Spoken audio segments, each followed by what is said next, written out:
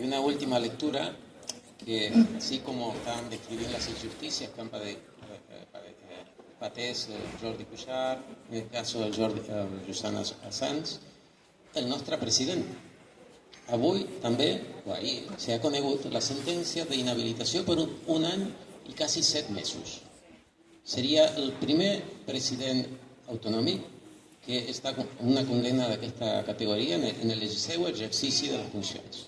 Sí? I tindrà el recorregut que ja veurem, però de moment existeix aquesta sentència. I també quines conseqüències tindrà sobre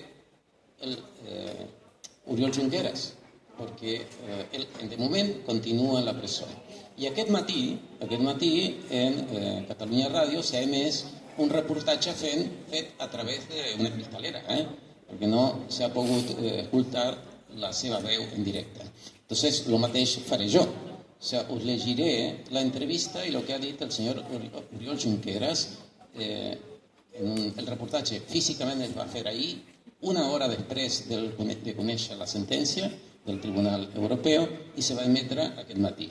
Entonces, para los que no lo han escoltat, faré un resum, pero no los aspectos políticos o los aspectos de negociació con el PSOE, sino los aspectos més humans, de la persona, del ciutadà, del pare, del home, i diríem paraules que estan més dirigides són més del cor de lo que ell sent, que no cap a la negociació que es pugui fer o deixar de fer. Entonces, diríem, hi ha dos interlocutors, la Mònica Terribas i el Oriol Junqueras. I Mònica pregunta: